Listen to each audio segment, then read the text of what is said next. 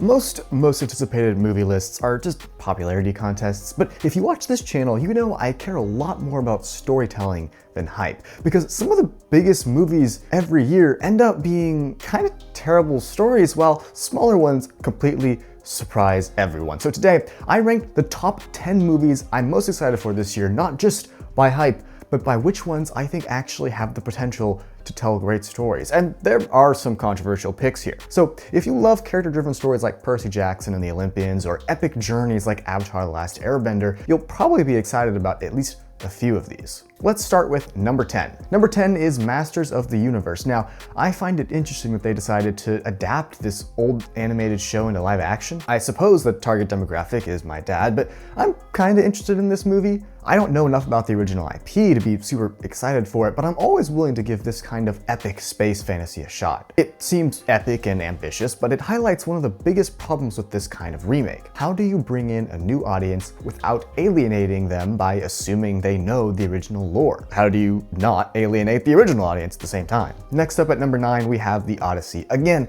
we have an epic fantasy story, but this one is likely to be much more serious given the source material and the director. I'm nervous this movie will be rated R. I think that could limit it, but then again, Deadpool & Wolverine proved that doesn't always matter. The Odyssey is the quintessential character-driven story, as it follows Odysseus' journey to get home. The story is honestly less about what Odysseus does and more about who he becomes on that journey and how it affects the people around him. I'm very hyped to see what Nolan does with this massive tale. At number 8, we've got Supergirl. Now, I wasn't that excited about this movie at first because I didn't love Supergirl's introduction in Superman, but these trailers have really changed my mind. I mean, first off, it just looks awesome. From the settings to Jason Momoa's Lobo, every aspect of this movie looks epic, gritty, and lived in. I'm also interested to compare Supergirl's character to Superman. In one of the trailers, Supergirl says, "Sees the good in everyone, and I see the truth." It's the exact kind of character study I love to dissect, and I likely will on this channel, so subscribe if you want to see that later this year. At number 7, we've got Hunger Games: Sunrise on the Reaping. If you're a Percy Jackson fan, odds are you are already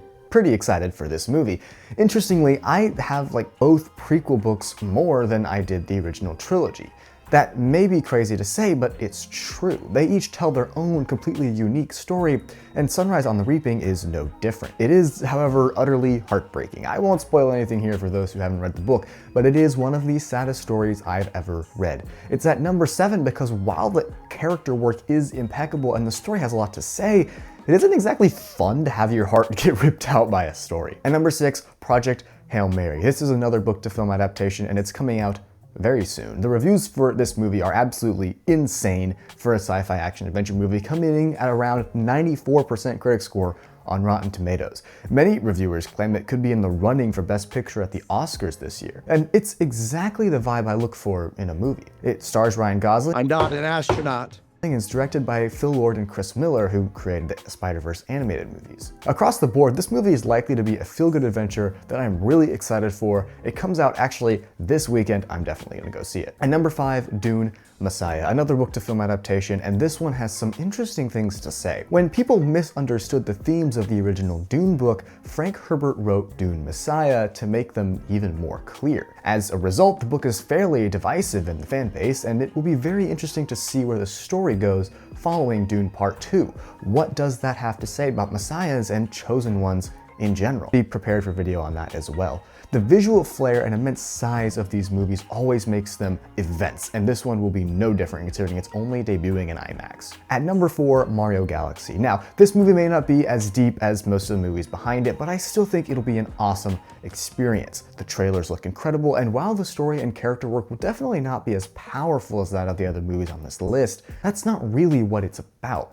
Film as a medium is experiential. It's about feelings, emotions, like sorrow, joy, and even just plain old fun, and that's what this movie falls under, plain old fun. At number 3, Avengers: Doomsday. I couldn't leave this massive event off the list. From a storytelling perspective, it's gonna be interesting to see how Marvel manages to bring all the previous movies together in a way that doesn't leave out people who haven't seen them. It's a very difficult storytelling challenge. Another hurdle the writers of this movie have to jump is fitting in 40 plus main characters. I really don't know how they're gonna do it, but this is probably going to be the biggest movie of the decade, so be there or be square, I guess. At number 2, Spider-Man Brand New Day. The last movie left Peter Parker in a very interesting spot, a spot we've never seen him in on the big screen. He's alone as Spider-Man. Now we're jumping forward 4 years in time and seeing what that does to him. This is going to be a very interesting study on how losing all of your relationships in one fell swoop can affect a person. Is he the same guy, or have his experiences changed him? Spider-Man's always been a super relatable character to me because of his age and many of the things he struggles with. It's not just supervillains and evil monsters that he has to fight. He also has to figure out school, work, relationships, even girls, and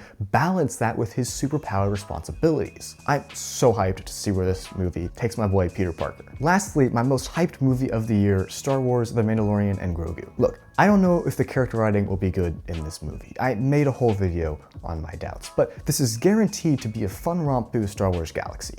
I mean, we've got a jacked Jabba the Hutt's son, Mando has his jetpack back, and even Zeb from the animated Rebels show is here.